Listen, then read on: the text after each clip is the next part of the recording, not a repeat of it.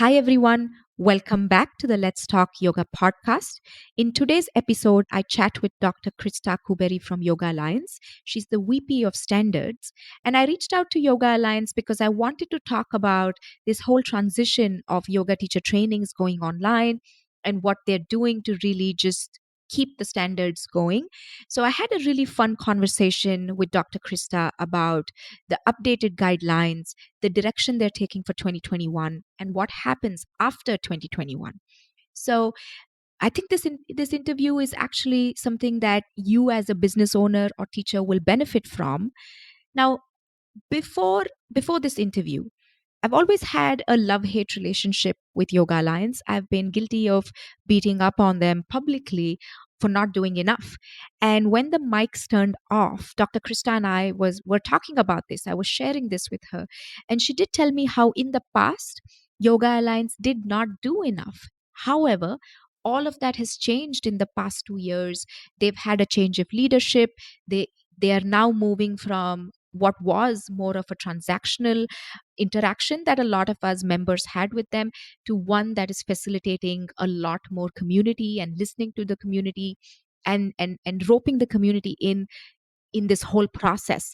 So that was I was pleasantly surprised to see this new bold direction that they're taking, and also, honestly, a little more positive about Yoga Alliance after listening to all of that. And Dr. Christa talks about it in today's interview. The one thing I'd like to say for us teachers and studio owners is sometimes we're also a part of the problem, right? Like I used to only sit and complain that they don't do this, they don't do that. But if we just reached out and said, I'm having issues with this, Yoga Alliance usually will respond or will connect you with people who can help. I'm still not 100% convert and a fan. I'm going to see where they take this in the next year and beyond, but they're definitely moving in a really positive direction. So I hope you keep an open mind in today's interview. There are also a lot of new communities and resources that Dr. Christa mentions that Yoga Alliance has put out since March 2020, and I will link to all of that in the show notes. I hope you enjoyed this interview. I'll see you on the other side. Hi, my name is Arundhati, and you're listening to the Let's Talk Yoga podcast. I'm an ex-Bollywood dancer turned yoga and wellness educator. I've built a 6-figure business as an immigrant, woman of color yoga teacher with no business background, no handstands, pure instinct, and the free information found on Google. If you love doing yoga and you dream of teaching it someday, this podcast is for you. We go over everything from doing and teaching yoga to scaling a small business, living a modern yoga lifestyle, and so much more. You'll find interesting, fun, raw conversations along with some tips, tricks, strategies, and insights in this podcast. So grab your cup of chai and let's jump in. Hi, Christa. Welcome to the Let's Talk Yoga podcast. Thank you for taking time to do this with us today. Thank you so much for having me. So before we jump into Yoga Alliance and the new guidelines that's been released, can you tell us a little bit about how you got involved in Yoga Alliance and what exactly do you do at the organization? For sure. So before coming to Yoga Alliance, I am a over 20-year yoga practitioner. I also got my PhD essentially in yoga. I wrote my dissertation on the identity of American yoga. So also used to teach yoga teacher training. So I was coming out of a yoga world. And when they began the standards review project at Yoga Alliance, which was undertaken in I think late 2017, early 2018, it was really to look at 20-year-old standards in yoga for yoga teacher training programs to collect feedback from the community, from experts from a variety of sources to be able to collate that, distill that, and then make recommendations for new standards going forward. That is when I joined the organization. So I am the vice president of standards at Yoga Alliance. I've been here a little over 2 years. I also, while was brought on to also think about the scope of practice, the code of conduct, issues in equity. Those are both areas that I also studied and used to also teach ethics at the university level as well. Oh, wonderful. And this 2020, right? It's been a Ooh. crazy year. I mean, we don't have to say anything about 2020. It's still going strong in terms of craziness. But Yoga Alliance recently released a new set of guidelines for all of 2021. I was wondering if we could start to dive into that a little more. We have a lot of yoga teachers and online and in studio owners listening to our show right now. So, what are some of the new changes or updates that have been made for studios offering yoga teacher trainings? Yes, yeah. As you said, I think we're all pretty sick of the word unprecedented, but 2020 has definitely been a journey.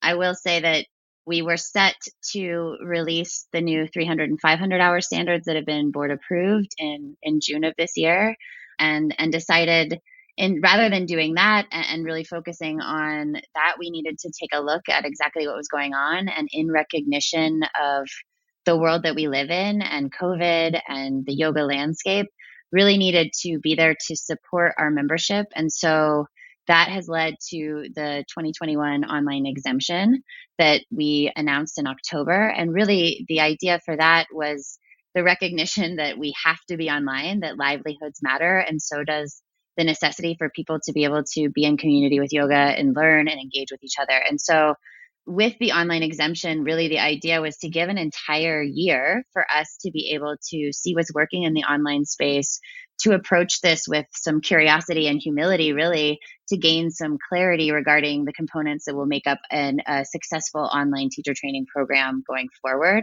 as well as, commit to learning from what's going well, as well as, I will say, with the last 2 years, we in some ways didn't, nobody could foresee this, but we had been having the conversation, at least as an organization, since 2015, and especially in the last 2 years, about the online space. So already had some best practice ideas, had some, real insight and input from experts in the field that were doing online trainings already.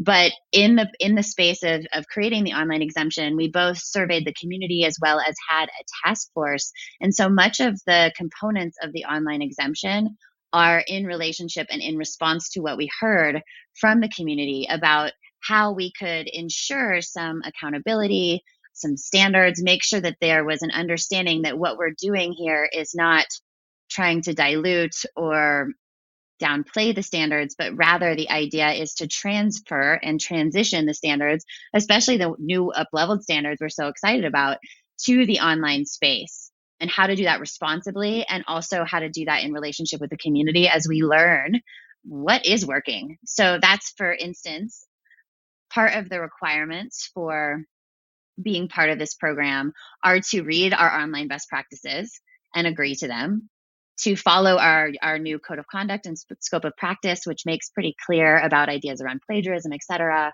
Also, the idea with the last, since March, part of what we've been doing is digital events and really sharing of research and education and information regarding all things yoga. And so we will continue to support the community as we share information and resources, digital events. We're currently creating a webinar series and a panel list of experts to speak about the online space, and that'll run through November and December. So part of that is the what we're going to provide, but also, participation in surveys and information sharing from the people that are part of this program is part of it, just so that we can capture the big picture takeaways and evaluate really on the macro level what are the qualities and components of an online teacher training that lead to the most effective outcomes for teachers and schools. So, we're asking the RYS members to provide access to stuff like their competency testing and their benchmarks, so that we can collect this information to inform future decisions. And that's why we really, put it just to 2021, is so we could collect all this data, so we could be making responsible decisions that are in conversation with community about what online standards might look like going forward. One of the other parts of the requirements, and please, jump in and stop me because I get excited and also talk quickly. So please let me know if anything needs clarity. Is So I'm going to pause you Yeah. there for one moment. So if I understand correctly, the online standards are not going away per se. They might be reevaluated at the end of 2021, correct? Exactly. Exactly. Okay. Yeah. So we probably, I mean, we're just being realistic in terms of if you think sociologically, right? It takes about 66 days for a new habit to form. And we've clearly eclipsed that in terms of the amount of time that people have been spending in yoga spaces online. We also, don't want to take away the amount of effort and creativity and innovation that has happened as people have moved into the online space. Yeah, it takes a lot of energy to pivot constantly Totally. with how much things are changing. So just to go back to what you've been saying, the new standards are applicable to 2021. They may or may not be revised at the end of 2021, and you're banking on all the studios participating in helping achieve that, correct? Through Exactly. the surveys and the online exemption. And so that brings me to one more question. Can yoga studios today run an in person teacher training and an online? Is there any back end process that's different in terms of registration? No, and so I think that that's an important differentiation is that, we are still registering yoga schools underneath our current standards, which are for in studio spaces. And in studio trainings can definitely happen if that is what is, advised and safe for both the students, the teachers, and the public, right? And we know that there's a variety of things happening throughout the world and we are in multiple countries, so we understand that.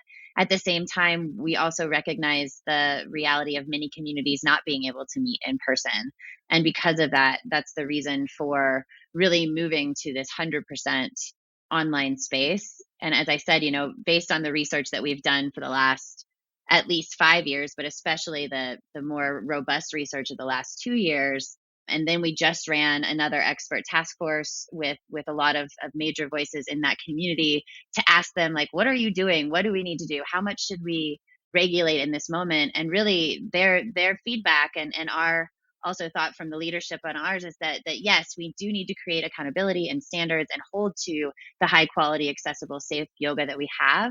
At the same time, we also need to let people figure out this new space, right? And not unintentionally box people in. And so, that does go back to one of the curriculum requirements in terms of, we are requiring a blend of both synchronous and asynchronous. And that sounds like a very academic, like pedagogical term. But what that means is that, like, from a synchronous perspective, we want there to be both learning that requires real time interaction with the trainer or students, as well as the ability for there to be asynchronous learning that doesn't require real time interaction and takes place according to the student's pace. And, we were thinking about percentages of this and we heard a variety of things and really came to the conclusion that people that are doing it well are doing it with a variety of that balance. And people that are doing it less than well are doing it with variety too. So it's really learning about what are ways that we can ensure quality, measure what people are doing so that we actually have numbers from data instead of just thinking, okay, should it be 50-50? Like the California university system is doing 80-20, and looking at all these different models. But to be honest, this is new for yoga. So instead, we're going to collect data. We're going to let the schools tell us what's working and what's not. And we're also going to hold people accountable. And that's part of, what we're hearing with like some of the lower quality or people calling out the lower quality trainings online. A, most of them aren't already registered with us, and B, most of them are completely asynchronous, right? So it's just like, here's some YouTube videos, etc. I was going to ask you about that. Yeah, Is go ahead. is Yoga Alliance going to do anything about, or can Yoga Alliance do anything about those, $100, $200 pre-recorded teacher trainings that are just popping up all over the place right now? We're seeing it, we're addressing it, from the perspective where we can from our scope. So, if they use our credential, our logo, trademark wrongly, we can do something about that. Unfortunately, in terms of like pricing and stuff, that is outside of what we I determine for our figured. schools. Mhm. But what we're hoping is that those programs are probably cheap because they're not high quality and aren't meeting standards. And so in terms of, living in a free market economy, hopefully the market, not to use that term, I know that term is not necessarily synonymous with yoga, but in the business, hopefully the high quality and seeing what people get in terms of value and their ability to teach afterwards will dictate and hopefully make those go away is more of the hope, because yeah, that's not really something that we decide at Yoga Alliance. Fair enough. And I wanted to ask you one more thing you mentioned. You said you've been collecting data and you've had groups going out and you've been talking to studios running these programs. Is there any way how does someone listening who wants to send in their thoughts about or their questions about trainings and these guidelines, is there a way they could apply to be part of that volunteer team, for lack of a better word? Yes, very much. Yeah. And we've done a variety of different ways of getting various members and people from the community involved. But the most simple way is really just to email info@yogaalliance.org. And all of those emails are looked at, are sent to the proper places, are kept. So any feedback about teacher trainings, any questions, comments, concerns, as well as any wants to be involved, can be found there. We are also recently launched an application process for the digital events, the webinars that we've been having for continuing education, with the hopes that we can begin to have membership more from the community, hear about what people want to talk about, as well as be able to offer continuing education in that space too. So that's another way to get involved and be able to, you know, share. We really believe in being a platform and facilitating conversation for what we stand, instead of trying to dictate conversation. So, does someone to participate in all of this, they have to be registered yoga teachers or have an active RYS right now, correct? To participate in the online learning extension or the digital events. The digital events, whether they want to present or they want to participate as students, they need to be registered with Yoga Alliance currently to do that. Actually, not at this point. They don't have to be registered to be part of the digital event series, especially in terms of the way that we are trying to approach some of the conversations like equity, et cetera. So it's really more about what is the content, what is the why, what is the intention behind wanting to have the offering. For it to count as continuing education credits, though, there does have to be the expertise or some sort of qualifications that meet our continuing education qualifications. Fair enough. Fair enough. So, coming back to the RYS guidelines, is there anything that jumps out that's really different from what was happening in studio that's specific to online yoga teacher trainings, other than some of it is recorded, some of it is in person, and we figure out that ratio? Anything that is really startlingly different? I think the only big differences, which I think are positive differences, is our ability as Yoga Alliance to be able to collect information throughout, both from the surveys, from the competency testings, as well as from our newly launched YA community, which is the peer to peer online space for members to share information, resources, and experience. So that's another way for us to be in, continuous relationship, as well as for members to be in relationship with each other about what's going on in the online space. So I think it's more about the ability for communication that is the largest change. We still have the same lead trainer requirement, 5 lead trainers, 50% of the content needs to be taught by a lead trainer.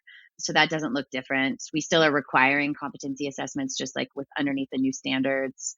People need to still apply to the scope and the code and be ethically and yogic in ethically and morally yogic in how they Got it. teach, right? And hold the seat of the teacher. Hmm.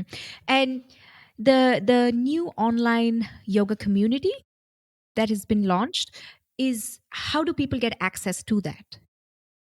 So you do have to be a member to be part of the community.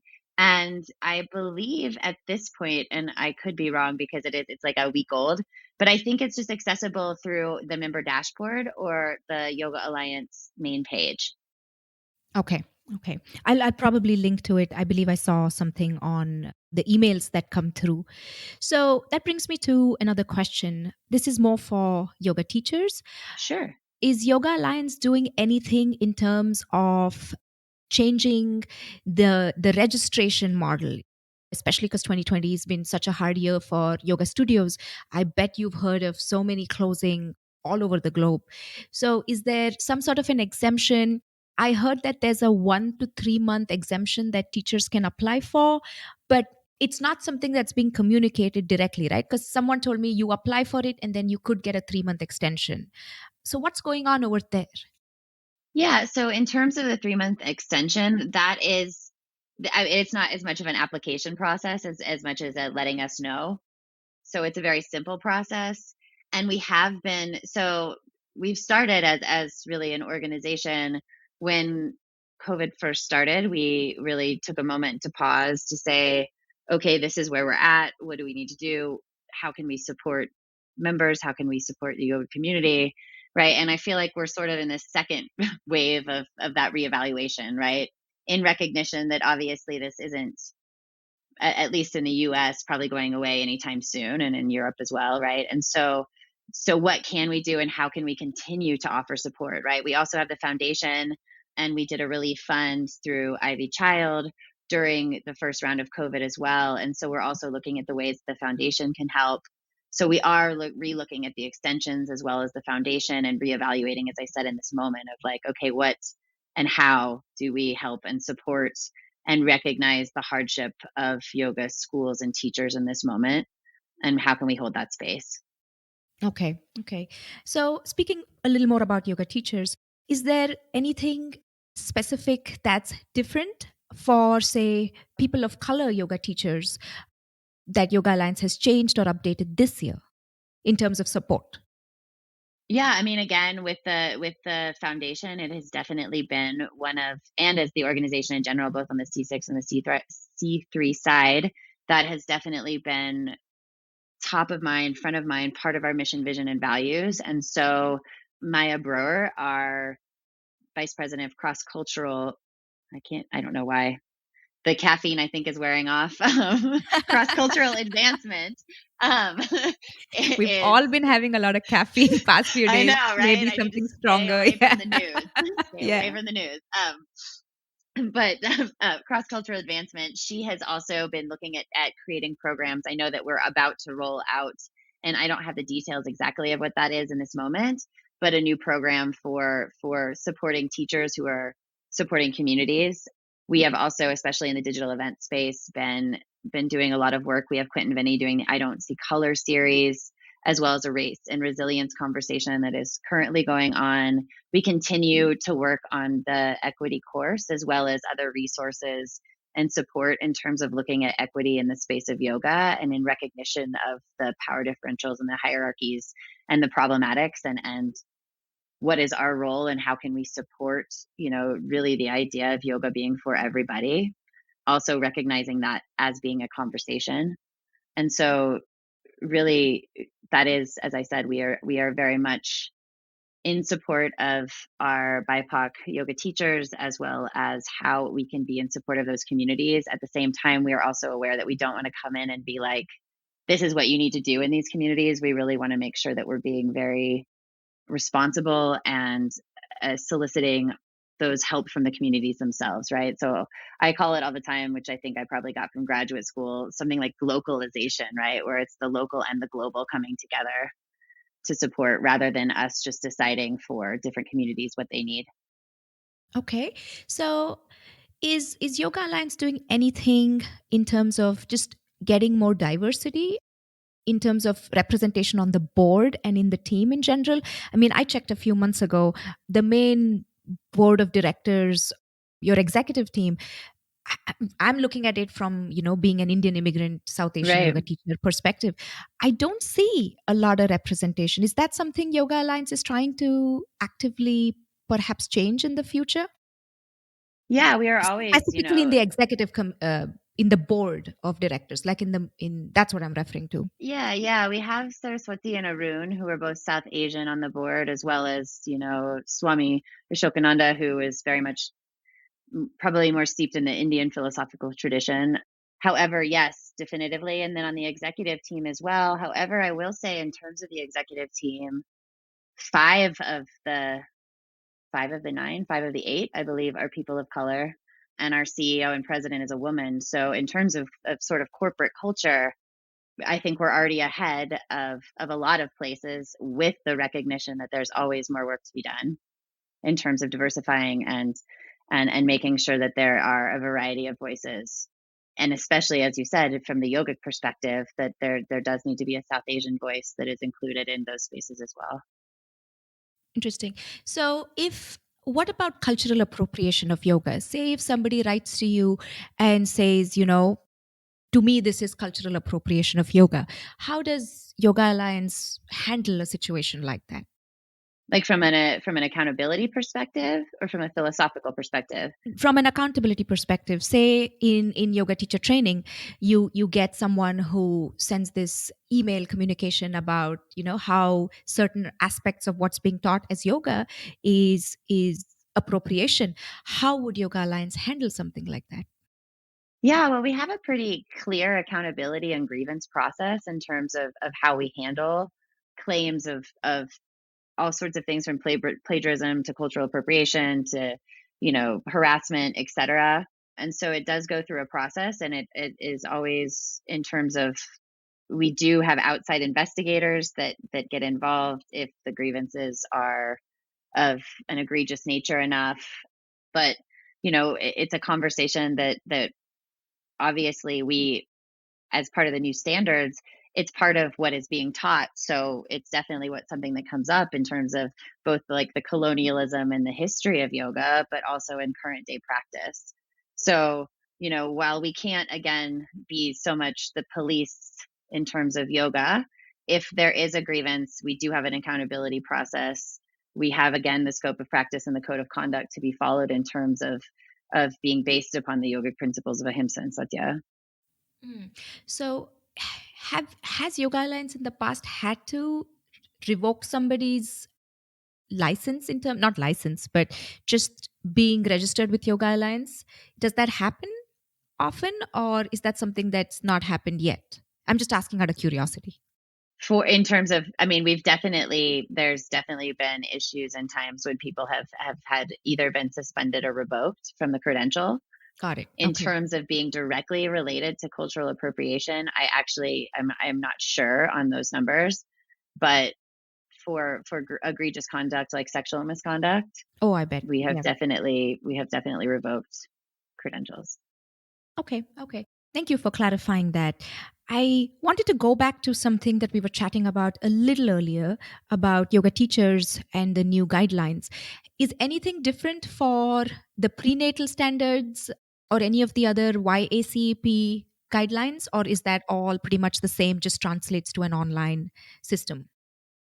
For now, it is the same standard translated to an online system. I will say, and we are in the current process of running a continuing education task force right now. So, as we move through the standards review project in general, we've sort of been looking at it in phases. So, we had the 200-hour and the scope of practice and the code of conduct. And then we worked on the 300 and the 500 hours. And now we are working on the continuing education and specialty credentials. So, we're in the sort of scoping research discovery phase. So more to come. But in terms of what's happening now and in the hopes of not overwhelming or adding any further pressure or anxiety or anything else to anyone's plate. For now, it's just a transference rather than a change.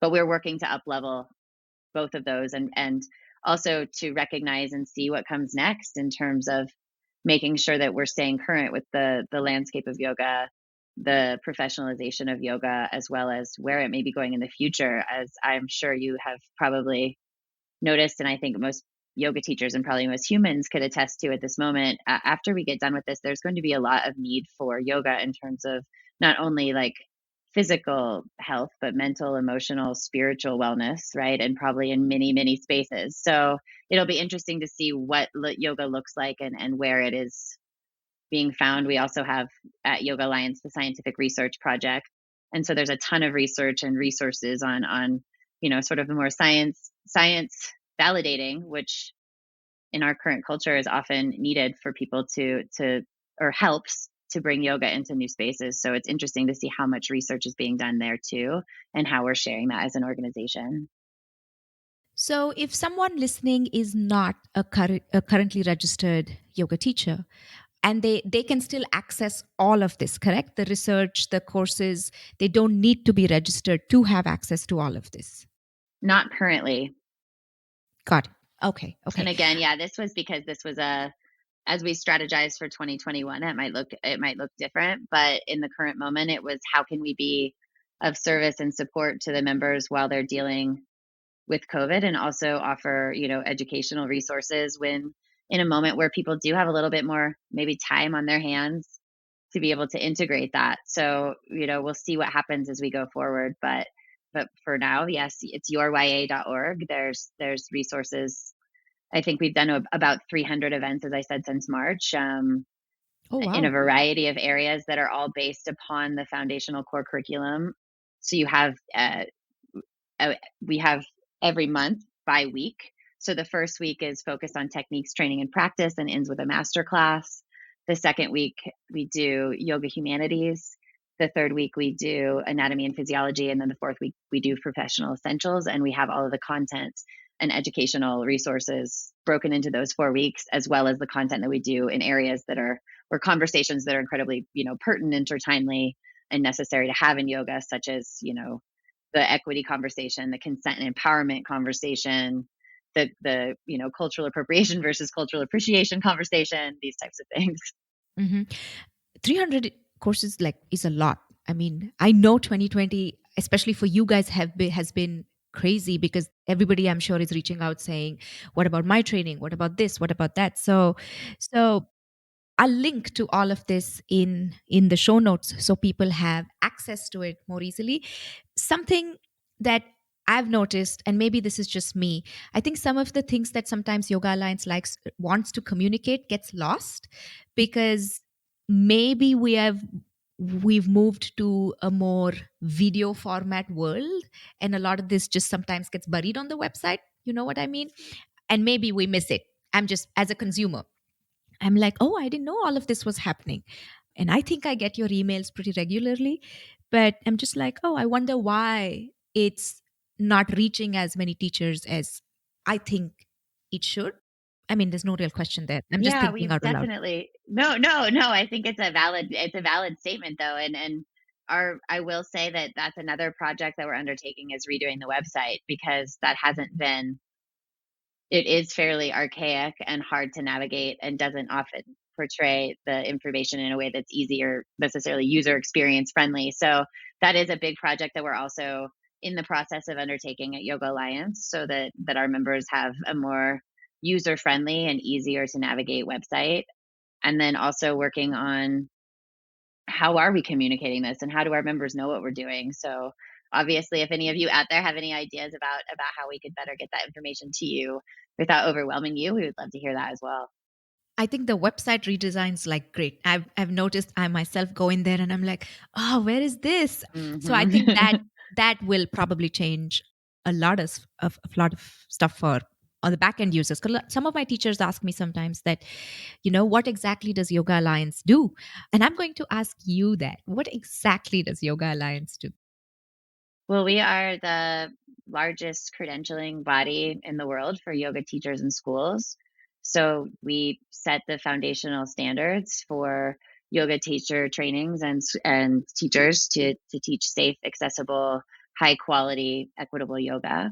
We also, especially since the foundation, have the opportunity for as an organization and as a community to give back to the community in ways like through programs, through support in communities that have been underestimated or haven't had the opportunity to be involved with yoga. I think in some ways we also hold that container and responsibility and accountability for ethical conduct in the yoga sphere. And the hope is that, while we have that or we hold that mantle, that also is something that is, and I think it already is seen. And that's part of why I love yoga so much is that there is this sort of community accountability and community feedback loop as well. So going forward, I think or in the past rather, I think Yoga Alliance had been sort of thought of as a transactional, we make the rules and you follow them, and maybe you don't get a ton back from it. And in the last 4 years, especially in the last 2 years, really seeing a shift really trying to be and finding ourselves in a space of being really more a relational organization that offers value beyond the credential as well as we move into creating these communities, as we provide more member benefits, as we provide more educational content, hoping to be able to provide in the future also a more of a container and space to hold a lot of this information, both historical and present day about what's going on in yoga from the practice sense, from the philosophical sense, from the academic landscape, from a lot of it, in ways that I don't think any other organization can, because we are in 149 countries and have 130,000 members that can provide this space to talk to each other, and not only up level yoga, but also connect yoga, really that whole huge idea, the unions piece. No, I think it's really important that you clarify what it was a few years ago to how it's changing and and where it's headed. I think that message needs to come across a little more strongly, because most people do think that it's a very transactional relationship. I've had that opinion for a long time myself. So I think that part needs to come across, the new direction needs to like come across a little more. Right, be actually uh, further stated. Awesome. Yeah, thank you for that. I'll pass it along. I've always had, I mean, I don't interact with Yoga Alliance often, to be honest. The only time I do interact with them is during some clarifications, or in this instance getting this podcast interview. But I must say one thing. I've always gotten a response back whenever I've reached out. It could be a silly question about, "Hey, I didn't understand this on your website," or "I can't find this on your website," to, "I tried getting this interview scheduled and I hit a dead end on emails. I just picked up the phone and called." And that was the simplest thing to do. So, I mean, the customer support team has always been responsive. I just wanted to Oh, put that we out have there. a oh, that's so great. I'll pass it along too. They're great. We have a wonderful staff and member support. Also been really working. It's a fairly diverse staff to begin with in terms of makeup, but in the recent past, we've also been really working on making sure that we have different languages represented, as well as international voices, to make sure to be able to support our international community in a way that's it's not just using Google Translate, but really having those people with the cultural competency as well as language to be able to That's support them. wonderful. So, and the new So website as important. well. So that'll have also a much broader space for translation and languages. How big is the team? Like, I mean, I guess it's pretty big, but how big is the Yoga Alliance team in general? So the in office, which is now virtual in office team, not consultants, is about 60. Oh, wow. And then we do have consultants throughout the world. Yeah. Oh, nice. Okay. And this brings me to my last question here.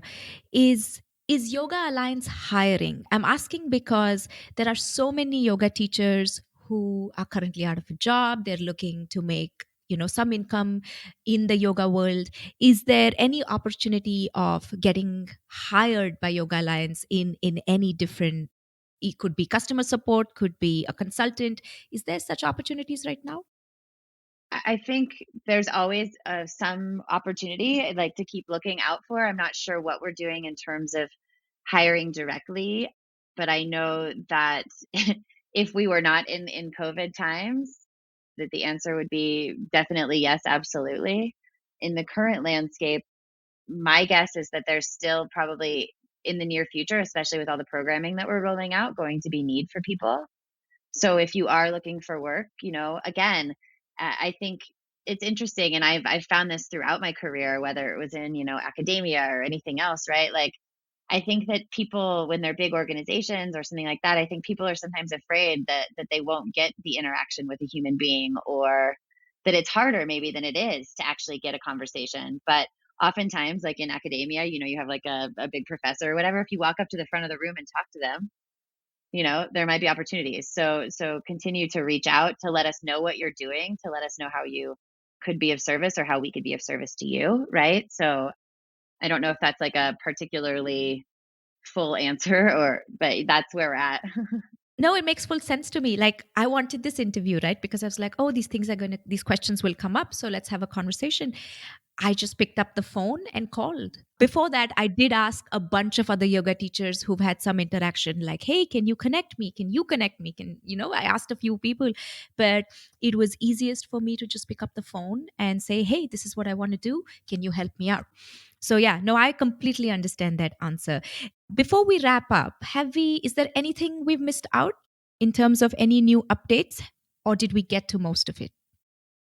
I think we pretty much got to a lot of it. I mean, as I said, we're redoing the website. We have new community platforms. We have a whole new digital event and education initiative coming out in 2021. We have a lot going on as an organization, but hopefully it is in support of yoga teachers, of yoga studios, of the yoga landscape, and we will continue as everybody is doing to try to pivot and be innovative and be responsive to the extent that we can, while we're also being responsible and recognizing the work that went into up leveling the standards and not wanting to undermine that hard work or the hard work of yoga teachers and schools as we continue to professionalize and work towards being not only lifelong learners and students, but also business owners and hopefully healers really going forward in a world that is for most of us pretty scary right now. Mhm. Wonderful. Krista, I just wanted to say thank you for all the work you do and Yoga Alliance does. I know sometimes, many times, the yoga community can beat up on Yoga Alliance.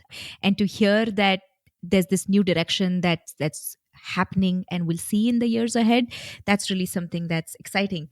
What I will do for the listeners is I will link to everything that you're talking about in terms of resources, the trainings, the new guidelines. I'll organize that in the show notes so it's easier to find. Thank you so much for being Fascinating. here, and I hope we talk soon. Yes, thank you so much, Aru. And yes, thank you to all those yogis out there that are taking care of yourself and each other. Thanks for listening. As always, please remember to rate and review the Let's Talk Yoga podcast on Apple Podcasts. We'll be back next week. Until then, take care. Bye bye.